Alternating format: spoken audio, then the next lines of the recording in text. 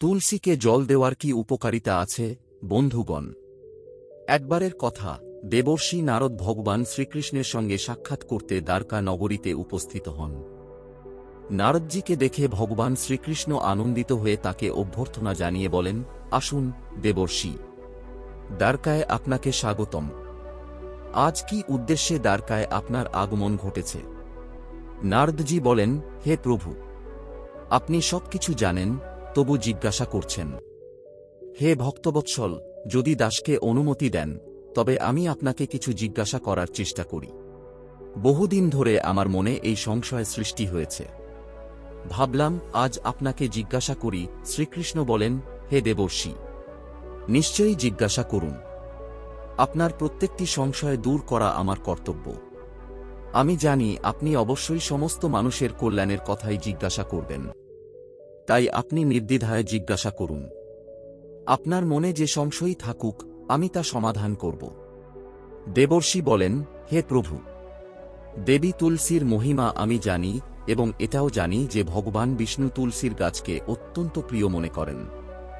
কিন্তু হে প্রভু, তুলসীকে জল দিলে মানুষের কি ফল লাভ হয়? আমি দেখেছি বহু ঋষিমুনি এবং পৃথিবীর বাসিন্দারা তুলসীকে জল প্রদান করেন। তাই আমি আপনার কাছে তুলসীকে জল দেওয়ার উপকারিতা জানতে এসেছি। কেন তুলসীকে জল দেওয়া উচিত এবং তুলসীকে জল দেওয়ার কি কি উপকারিতা রয়েছে? দয়া করে আপনি আমাকে বিস্তারিত বলুন। ভগবান শ্রীকৃষ্ণ বলেন, হে দেবর্ষি, আপনি সত্যি বলেছেন। সমস্ত উদ্ভিদের মধ্যে তুলসী আমার সবচেয়ে প্রিয়। তুলসী 7 লক্ষ্মী দেবীর রূপ। তুলসী পাতা ছাড়া ভগবান বিষ্ণু কোনো প্রকার ভোগ গ্রহণ করেন না। হে দেবর্ষি, আজ আমি আপনাকে তুলসীকে জল দেওয়ার মহিমার একটি প্রাচীন গল্প শোনাব। এই গল্পের মাধ্যমে আপনার সমস্ত প্রশ্নের উত্তর পেয়ে যাবেন। যারা মনোযোগ দিয়ে এই গল্পটি শোনে তারা শত বছর ধরে তুলসীকে জল দেওয়ার ফল লাভ করে।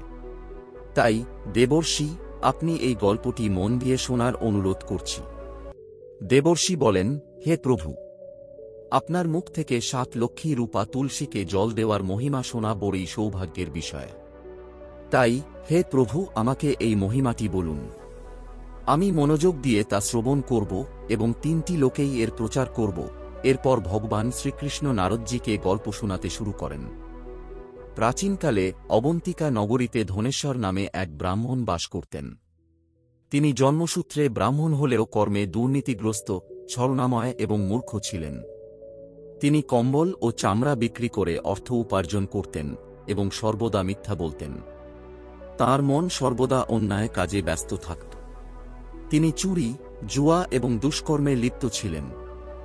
জীবনে কখনো তিনি পুণ্যের কাজ করেননি, শাস্ত্র অধ্যয়নও করেননি, পূজাপাঠেও যোগ দেননি।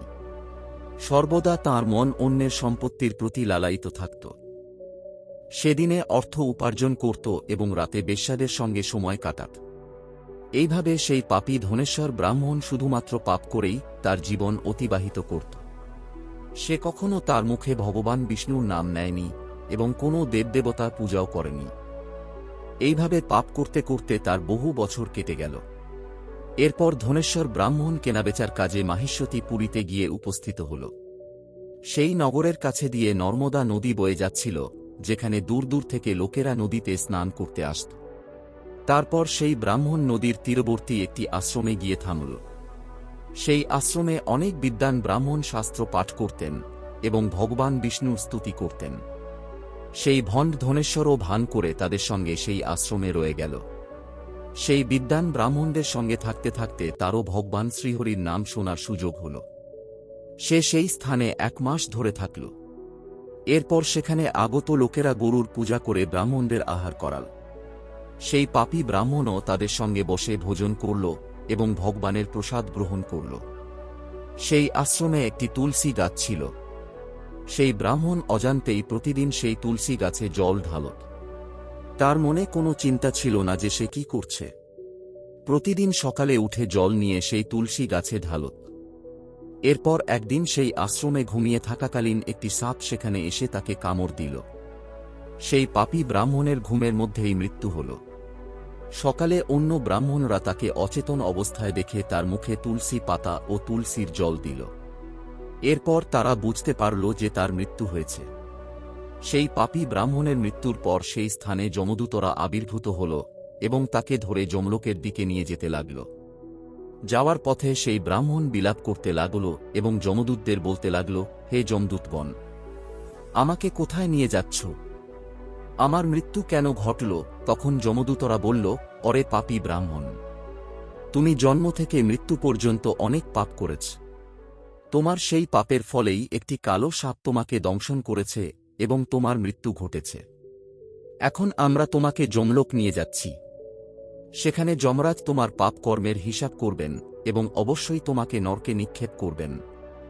তারপর সেই ব্রাহ্মণ জোরে জোরে কান্নাকাটি করতে লাগল এবং যমদূতদের কাছে ক্ষমা চাইতে লাগল। কিন্তু যমদূতদের তার উপর একটুও দয়া হল না এবং তারা তাকে মারধর করতে করতে যমলোক নিয়ে গেল। যখন যমদূতরা সেই ব্রাহ্মণকে নিয়ে যমরাজের সামনে উপস্থিত হল, তখন যমরাজের পাশে বসে থাকা চিত্রগুপ্ত সেই ব্রাহ্মণ জন্ম থেকে মৃত্যু পর্যন্ত যা যা কর্ম করেছে তার সব হিসাব তুলে ধরলেন এবং যমরাজকে বললেন, হে মহারাজ, এই ব্রাহ্মণ জন্ম থেকে মৃত্যু পর্যন্ত শুধুমাত্র পাপই করেছে, কোনো সৎকর্ম করেনি। এই ব্যক্তি যেন জীবন্ত পাপের প্রতীক। তাকে এক কল্পকাল পর্যন্ত নরকে নিক্ষেপ করা হোক। তখন যমরাজ বললেন, হে দূতগণ, এই পাপী ব্রাহ্মণকে নিয়ে যাও এবং তাকে কুম্ভীপাক নামক নরকে নিক্ষেপ কর। যমরাজের আদেশ অনুযায়ী যমদূতরা সেই পাপী ব্রাহ্মণকে নিয়ে গেল এবং তাকে মোটা লাঠি দিয়ে মারতে লাগল, যার ফলে তার মাথা ফেটে গেল। এরপর তারা তাকে কুম্ভীপাক নামক নরকে নিয়ে গেল। সেই ভয়ঙ্কর নরকে ফুটন্ত তেলের বড় বড় হাঁড়ি ছিল, যেগুলোর নিচে ভয়ানক আগুন জ্বলছিল। এরপর যমদূতরা সেই ব্রাহ্মণকে ফুটন্ত তেলের হাঁড়িতে ফেলে দিল। কিন্তু সেই ব্রাহ্মণ হাঁড়িতে পড়ার সঙ্গে সঙ্গে সেই ফুটন্ত তেল হঠাৎই ঠান্ডা হয়ে গেল। এই অদ্ভুত ঘটনা দেখে যমদূতরা অত্যন্ত আশ্চর্য হল। এর আগে তারা বহু পাপীকে সেই ফুটন্ত তেলের হাঁড়িতে ফেলে দেখেছে যে তারা ছট করতে করতে পুড়ে যায়, কিন্তু এই ব্রাহ্মণ পড়তেই তেল একেবারে ঠান্ডা হয়ে গেল। এই ঘটনায় অবাক হয়ে যমদূত দ্রুত যমরাজের কাছে ছুটে গেল। যমরাজ জিজ্ঞাসা করলেন, হে দূত, কি হয়েছে? তুমি এত দ্রুত এখানে কি কারণে এলেছ? তখন যমদূত বলল, হে মহারাজ, আপনি যে ব্রাহ্মণকে কুম্ভীপাক নরকে নিক্ষেপ করার জন্য আদেশ দিয়েছিলেন, তাকে ফেলার সঙ্গে সঙ্গে নরকের আগুন নিভে গেল এবং ফুটন্ত তেলও ঠান্ডা হয়ে গেল। তখন যমরাজ বললেন, হে দূত, এটি একটি অদ্ভুত ঘটনা। এরকম আগে কখনো ঘটেনি। যমরাজ এই বিষয়ে চিন্তা করছিলেন, ঠিক তখনই সেই স্থানে দেবর্ষি নারদ উপস্থিত হলেন। দেবর্ষি নারদকে দেখে যমরাজ অত্যন্ত খুশি হলেন এবং তাকে প্রণাম করে তার অভ্যর্থনা করলেন। তারপর যমরাজ নারদজিকে বললেন, হে দেবর্ষি, আপনি যথার্থ সময়ে এসেছেন। আমরা আজ এক অত্যন্ত পাপী ব্রাহ্মণকে কুম্ভীপাক নরকে ফেলে দিয়েছি, কিন্তু সে পড়তেই নরকের আগুন নিভে গেছে এবং ফুটন্ত তেলও ঠান্ডা হয়ে গেছে। তখন দেবর্ষি নারদ যমরাজকে বললেন, হে ধর্মরাজ, আপনি যে ব্রাহ্মণকে কুম্ভীপাক নরকে ফেলেছেন সে নরকে যাওয়ার উপযুক্ত নয়, কারণ এই ব্রাহ্মণের দ্বারা অজান্তেই এমন একটি কাজ হয়েছে যা তাকে নরক থেকে মুক্ত করেছে। যে ব্যক্তি সৎকর্মশীল ব্যক্তিদের সঙ্গে থাকে সে তাদের সৎকর্মের অংশীদার হয়ে যায়। আর এই ব্রাহ্মণ 1 মাস ধরে ভগবান বিষ্ণুর ভক্তদের সঙ্গে থেকেছে। এই ব্রাহ্মণ আশ্রমে অবস্থান করে প্রতিদিন তুলসী গাছে জল দিয়েছে, তাই সে বিরাট পুণ্য অর্জন করেছে। তার সমস্ত পাপ নষ্ট হয়ে গেছে। এখন এই ব্রাহ্মণ বৈকুণ্ঠে যাওয়ার যোগ্য হয়ে উঠেছে। এই ব্রাহ্মণ অজান্তেই এমন পুণ্য অর্জন করেছে যা জন্মজন্মান্তরের মধ্যে বিরল। তখন দেবর্ষি নারদ বললেন, তাই আপনি তাকে নরকে ফেলবেন না। এই ব্রাহ্মণের পাপের জন্য কেবল এতটুকু শাস্তি দিন যে তাকে নরকলোক দর্শন করান। দেবর্ষির কথা শুনে যমরাজ অত্যন্ত আনন্দিত হলেন এবং ব্রাহ্মণকে কুম্ভীপাক নরক থেকে বের করে আনলেন।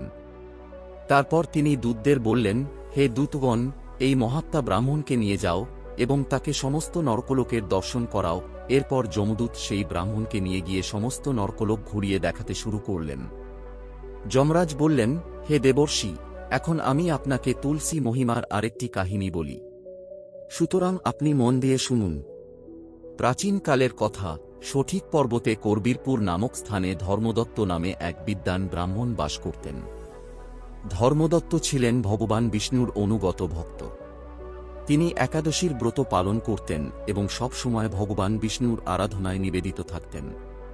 প্রতিদিন সকালে তিনি তুলসী গাছের পূজা করতেন, তুলসী গাছে জল দিতেন এবং সন্ধ্যায় তুলসী গাছের কাছে প্রদীপ জ্বালিয়ে ভগবান বিষ্ণুর নাম স্মরণ করতেন। তিনি অতিথিদের ভগবানের রূপ মনে করে সম্মান করতেন এবং যত্ন করে সেবা করতেন। তাদের গ্রামে ভগবান বিষ্ণুর একটি সুন্দর মন্দির ছিল। একদিন সেই ব্রাহ্মণ সকালে উঠে স্নান সেরে ভগবান বিষ্ণুর পূজা করতে মন্দিরের দিকে রওনা হলেন। তাঁর সঙ্গে পূজার সমস্ত উপকরণ ছিল এবং তুলসীর জলও ছিল। মন্দিরে যাওয়ার জন্য তিনি জঙ্গলের পথ দিয়ে যাচ্ছিলেন। কিছুক্ষণ পরে তিনি এক ভয়ানক রাক্ষসীকে দেখতে পেলেন যে তাঁর দিকে আসছিল। রাক্ষসীর আওয়াজ ছিল এত ভয়ঙ্কর যে তা শুনলে যে কেউ ভয়ে কাঁপতে শুরু করত। তার লম্বা ও বাঁকানো দাঁত, লকলকে লাল জিভ, রক্তিম চোখ, নগ্ন শরীর এবং তার বিশাল ঠোঁটগুলি সিংহের মতো ছিল। তাকে দেখে যে কেউ আতঙ্কিত হয়ে যেত। সেই ভয়ানক রাক্ষসী ব্রাহ্মণকে দেখে তাকে খাওয়ার জন্য তার দিকে এগিয়ে আসতে লাগল। রাক্ষসী মনে মনে বলল, আজ অনেক দিন পরে আমার ভাগ্যে তাজা মাংস খাওয়ার সুযোগ এসেছে। আজকের শিকার নিজেই আমার দিকে এগিয়ে আসছে। রাক্ষসীকে দেখে ব্রাহ্মণ ভয় পেয়ে গেলেন এবং ভগবানের কাছে প্রার্থনা করতে লাগলেন। প্রাণ বাঁচানোর জন্য তিনি একটি ঝোপের পেছনে লুকিয়ে গেলেন। কিন্তু সেই রাক্ষসী তার কাছে চলে এল এবং বলল, হে মানুষ, তুমি আমার কাছ থেকে বাঁচতে পারবে না। তোমার মৃত্যু নিশ্চিত। আজ ঈশ্বর তোমাকে আমার আহার হিসেবে নির্ধারণ করেছেন, তাই তুমি বৃথা পালানোর চেষ্টা করছ। এই জঙ্গলে কেউ তোমাকে বাঁচাতে পারবে না। আমি জানি তুমি ঝোপের পেছনে লুকিয়ে আছ। আমি তোমার আকৃতি পরিষ্কার দেখতে পাচ্ছি, তাই শীঘ্রই আমার সামনে এসে দাঁড়াও। রাক্ষসীর কথা শুনে ব্রাহ্মণ ঘামে ভিজে গেলেন। তার সারা শরীর কাঁপতে লাগল। তিনি ভগবান বিষ্ণুর স্মরণ করতে করতে ভাবলেন, আমি ভগবান বিষ্ণুর পরম ভক্ত, প্রতিদিন তাঁর পূজা করি। রাক্ষসীর থেকে ভয় কিসের? যদি ভগবানের ইচ্ছা এটাই হয় তাহলে আমি তার সামনে দাঁড়াব। তারপর সাহস করে ব্রাহ্মণ ঝোপের বাইরে বেরিয়ে এলেন এবং তার পাত্রে থাকা তুলসী মিশ্রিত জল সেই রাক্ষসীর উপর ছুঁড়ে দিলেন। তুলসী মিশ্রিত জল রাক্ষসীর গায়ে পড়তেই তার সারা শরীর দগ্ধ হতে লাগল এবং তার সমস্ত পাপ ধ্বংস হয়ে গেল। সেই জলের প্রভাবে রাক্ষসীর রূপ শান্ত হয়ে গেল এবং হঠাৎ করে তার পূর্বজন্মের সমস্ত ঘটনা তার মনে পড়ে গেল। সে তার পূর্বজন্মের সব পাপ মনে করতে লাগল, কিভাবে তাকে নরকে শাস্তি পেতে হয়েছে, সবকিছু তার স্মরণে এলো। তারপর সে ব্রাহ্মণের দিকে তাকিয়ে বলল, হে ব্রাহ্মণ দেবতা, আপনি কে? আপনি আমার উপর এমন কোন জল ছুঁড়লেন যার ফলে আমার অন্তর শুদ্ধ হয়ে গেল, আমার তামসিক প্রকৃতি ধ্বংস হয়ে গেল? আমি তো আপনাকে আহার হিসেবে গ্রহণ করতে এসেছিলাম, কিন্তু এখন আমার ক্ষুধা মিটে গেছে এবং আমি আমার পূর্বজন্মের সমস্ত স্মৃতি ফিরে পেয়েছি। কি কারণে আমি রাক্ষসীর শরীর পেয়েছি এবং কোন পাপের কারণে আমার এই অবস্থার সৃষ্টি হয়েছে তা এখন আমার মনে পড়েছে। তাই হে ব্রাহ্মণ দেবতা, আমাকে ক্ষমা করে বলুন, এটা কি ঘটল? ব্রাহ্মণ বললেন, হে রাক্ষসী, আমি ভগবান বিষ্ণুর ভক্ত ধর্মদত্ত। আমি তোমার উপর তুলসী মিশ্রিত জল ছুঁড়েছি, যার ফলে তোমার দুষ্ট প্রকৃতি ধ্বংস হয়ে গেছে। হে রাক্ষসী, তুমি বলো, তুমি কে? তুমি কোথা থেকে এসেছ? এই জঙ্গলে রাক্ষসী হয়ে কেন ঘুরে বেড়াচ্ছ? কোন পাপের কারণে তোমার এই দুর্দশা হয়েছে? সব কথা আমাকে বিস্তারিতভাবে বলো। যদি তোমার মুক্তির কোন উপায় থাকে তবে আমি নিশ্চয়ই তা করব। তখন সেই রাক্ষসী বলতে শুরু করল, হে ব্রাহ্মণ দেবতা, আমি আপনাকে আমার পূর্বজন্মের ঘটনা বলছি। পূর্বজন্মে সৌরাষ্ট্র নগরে ভিক্ষু নামে এক বিদ্বান ও ধর্মপরায়ণ ব্রাহ্মণ বাস করতেন। আমি তার স্ত্রী ছিলাম এবং আমার নাম ছিল কলহা। সেই জন্যে আমি অত্যন্ত রাগী এবং তীব্র মনের নারী ছিলাম। আমি কখনো আমার স্বামীর ভালো চাইনি, তাকে কখনো ভালো খাবার দিইনি। নিজে সুস্বাদু খাবার খেতাম এবং তাকে অরুচিকর খাবার খেতে দিতাম। আমি সবসময় তার আদেশ অমান্য করতাম, কখনো তার কথা শুনতাম না। আমি সবসময় নিজের ইচ্ছামতো কাজ করতাম। ঝগড়া করা ছিল আমার বিশেষ প্রিয়। আমি সবসময় আমার স্বামীর সাথে ঝগড়া করতাম। আমার স্বামীর মা বাবার কখনো সেবা করিনি। বরং তাদের সাথে দুর্ব্যবহার করতাম। আমার স্বামী সবসময় আমার আচরণে অত্যন্ত দুঃখী থাকতেন। আমার এই দুষ্ট আচরণে তিনি কষ্ট পেতেন। আমার এই দুষ্ট স্বভাব দেখে আমার স্বামী অন্য একজন নারীকে বিয়ে করার কথা ভাবতে শুরু করেন। সেই সময় আমি রাগে গিয়ে বিষ খেয়ে আত্মহত্যা করি। তারপর যমরাজের দুজন দূত আমাকে নিতে এসে আমাকে বেঁধে পেটাতে পেটাতে যমলোক নিয়ে যান। যমদূতেরা আমাকে যমরাজের সামনে নিয়ে হাজির করলেন। যমরাজের ভয়ঙ্কর রূপ দেখে আমি খুবই ভয় পেয়ে গেলাম। আমাকে দেখে যমরাজ চিত্রগুপ্তকে বললেন, হে চিত্রগুপ্ত, দেখ তো এই নারীর জীবনে কি কি কর্ম হয়েছে। এটি কোনো শুভকর্ম করেছে কি না, এর পাপ বেশি নাকি পুণ্য। তখন চিত্রগুপ্ত আমার কর্মের হিসাব করে বললেন, হে ধর্মরাজ, এই নারী জীবনে কোনো পুণ্যের কাজ করেনি। এটি নিজে মিষ্টি খাবার খেত এবং স্বামীকে বিস্বাদ খাবার দিত। তাই এটিকে বাদুড়ের জন্ম দিতে হবে, যেখানে এটি বিষ্ঠা খেয়ে জীবনযাপন করবে। এটি সবসময় স্বামীর প্রতি দেশপূর্ণ আচরণ করেছে এবং সবসময় ঝগড়া করতে ভালোবাসত। এজন্য এটিকে শুয়োরের জন্ম দিতে হবে, যেখানে এটিকে বিষ্ঠা খেয়ে বেঁচে থাকতে হবে। হে ধর্মরাজ, এই পাপিষ্ঠা নারী সেই পাত্রে খাওয়া দাওয়া করত যেখানে রান্না করা হতো। এই অপরাধের জন্য এটিকে বিড়ালের জন্ম দেওয়া উচিত, যাতে এটি নিজের সন্তানদেরই খেয়ে ফেলে। এই নারী তার স্বামীকে অপমান করে বিষ খেয়ে আত্মহত্যা করেছে। এই চরম নিন্দনীয় কাজের জন্য এটিকে কিছু সময়ের জন্য ভূত হয়ে পৃথিবীতে ঘুরতে হবে। এটিকে মধ্যপ্রদেশে পাঠিয়ে দাও, সেখানে এটি বহু বছর ভূতের রূপে থাকবে। চিত্রগুপ্ত আমার কর্মফল বলার পরে ধর্মরাজ তার দূতদের নির্দেশ দেন আমাকে নরকে নিয়ে যাওয়ার। সেখানে বহু বছর নরকের যন্ত্রণা ভোগ করার পরে আমাকে বিভিন্ন প্রাণীর জন্ম দেওয়া হয়। এভাবে বহু জীবজন্ম পার করে আমি এবার প্রেতরূপে ঘুরে বেড়াচ্ছি। প্রেতরূপে আমার 500 বছর পার হয়ে গেছে। এই প্রেত শরীরে আমি বহু নিরীহ মানুষ ও প্রাণীকে ভক্ষণ করেছি। একদিন আমি ক্ষুধায় কাতর হয়ে একজন পুরুষের শরীরে প্রবেশ করি। সেই পুরুষের সাথে আমি কৃষ্ণা নদীর তীরে চলে আসি।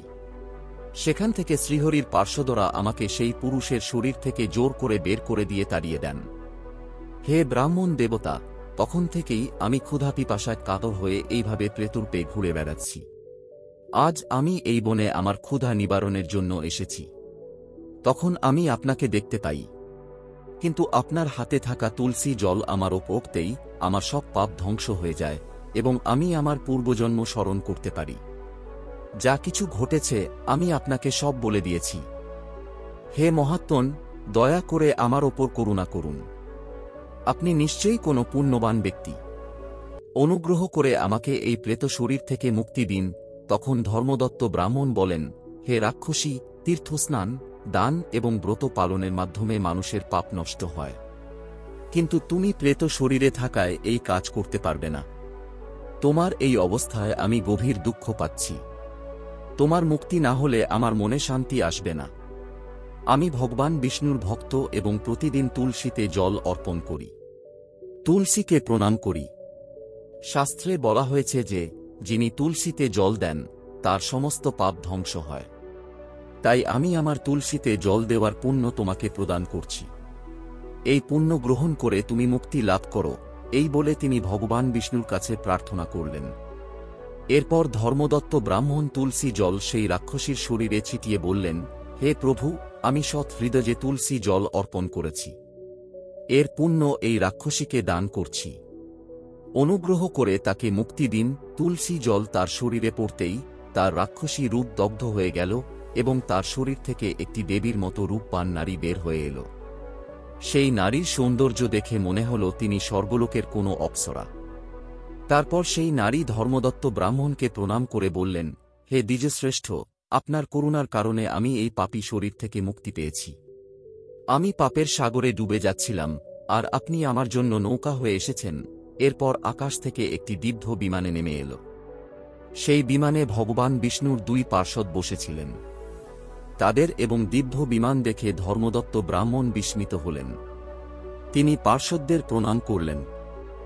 ব্রাহ্মণকে প্রণাম করতে দেখে পার্ষদরা হেসে বললেন, হে ব্রাহ্মণ, তোমাকে ধন্যবাদ, কারণ তুমি সর্বদাই ভগবান বিষ্ণুর আরাধনায় লিপ্ত থাকো, অতিথিদের সেবা করো, ধর্মপরায়ণ হও এবং একাদশী ব্রতের পালন করো। তুমি ছোটবেলা থেকে আজ পর্যন্ত তুলসীতে জল প্রদান করেছ এবং তার সেবা করেছ। তোমার পুণ্যের দানের ফলেই এই রাক্ষসী পাপমুক্ত হয়ে বিষ্ণুলোকে যাচ্ছে। যখন তোমার এই শরীরের পরিসমাপ্তি হবে, তখন তুমি তোমার স্ত্রীর সঙ্গে ভগবান বিষ্ণুর ধাম বৈকুণ্ঠলোকে যাবে এবং চিরকাল তাদের সান্নিধ্যে থাকবে। শ্রীকৃষ্ণ বলেন, হে দেবর্ষি, এভাবে তুলসীতে জল দেওয়ার পুণ্য প্রদান করে ধর্মদত্ত ব্রাহ্মণ সেই রাক্ষসীকে মুক্তি দিয়েছিলেন। শ্রীকৃষ্ণ বলেন, হে দেবর্ষি, উদ্ভিদের মধ্যে তুলসী, মাসগুলোর মধ্যে কার্তিক, অপ্রিয় দিনের মধ্যে একাদশী, তিথিগুলোর মধ্যে দ্বাদশী এবং স্থানগুলোর মধ্যে দ্বারকা আমার বিশেষ প্রিয়। উদ্ভিদের মধ্যে তুলসী আমাকে সবচেয়ে প্রিয়, মাসগুলোর মধ্যে কার্তিক মাস, তিথির মধ্যে একাদশী এবং স্থানের মধ্যে দ্বারকা। যে ব্যক্তি প্রতিদিন তুলসীর পূজা করে এবং তাকে জল অর্পণ করে, সে আমার সবচেয়ে প্রিয়। সেই ব্যক্তির কখনো দুর্গতি হয় না এবং সে কখনো নরকে পড়ে না। যে ঘরে তুলসীর গাছ সর্বদা সতেজ ও সবুজ থাকে, সেই ঘরে সুখ, শান্তি এবং সমৃদ্ধি বিরাজ করে। ভগবান বিষ্ণুর পূজার সময় এবং তাদের যে কোনো ভোগ প্রদান করার ক্ষেত্রে তুলসী পাতা অবশ্যই থাকা উচিত, কারণ তুলসী পাতা ছাড়া ভগবান বিষ্ণু কোনো ভোগ গ্রহণ করেন না। এজন্য প্রতিটি বাড়িতে তুলসীর গাছ থাকা উচিত। যেখানে তুলসীর গাছ থাকে, সেই স্থানের আশেপাশে থুথু ফেললে গুরুতর পাপ হয়। তুলসীর পাশে জলে ভরা পাত্র রাখা উচিত নয়। তুলসীর গাছের পাশে প্রদীপ জ্বালানোর পরে তা সেখানে রেখে দেওয়া ঠিক নয়, কেননা তুলসীর নিচে নিভে যাওয়া প্রদীপ রাখা অশুভ বলে গণ্য করা হয়। যেখানে তুলসীর গাছ থাকে, সেই স্থান সর্বদা পরিষ্কার রাখা উচিত। এজন্য নিয়মিত তুলসীর চারপাশে পরিষ্কার পরিচ্ছন্নতার দিকে নজর দিন। শাস্ত্র মতে ঋতুকালে মহিলারা তুলসীতে জল অর্পণ বা তাকে স্পর্শ করতে পারবেন না। তুলসীতে জল দেওয়ার আগে স্নান করে নেওয়া আবশ্যক এবং জুতা পরে কখনো তুলসীতে জল অর্পণ করবেন না। তুলসীতে জল দেওয়ার সময় খেয়াল রাখুন যেন সেই জল আপনার পায়ের ওপর না পড়ে, কারণ এতে তুলসীর অবমাননা হয়। শ্রীকৃষ্ণ বলেন, প্রতিদিন তুলসী দর্শন করলে মানুষ স্বর্গের অধিকারী হয় এবং তুলসী পাতা সেবনের মাধ্যমে তার সমস্ত পাপ নষ্ট হয়ে যায়। তুলসীর গাছ সর্বদা বাড়ির সামনে রোপণ করা উচিত। পূর্ব বা উত্তর দিকে এটি রোপণ করা সবচেয়ে শুভ। হে দেবর্ষি, এইভাবে আমি আপনাকে তুলসীতে জল দেওয়ার মাহাত্ম্য শুনিয়েছি। এখন নিশ্চয়ই আপনার সমস্ত সন্দেহ দূর হয়েছে। দেবর্ষি বলেন, হে প্রভু, আপনি ধন্য। আপনার মুখ থেকে তুলসীতে জল দেওয়ার মাহাত্ম্য শুনে আমার অত্যন্ত আনন্দ হচ্ছে। এই কাহিনী শ্রবণ করে আমার মনে থাকা সমস্ত শঙ্কার অবসান হয়েছে। এখন আমি এই কাহিনী 3টি লোকেই প্রচার করব।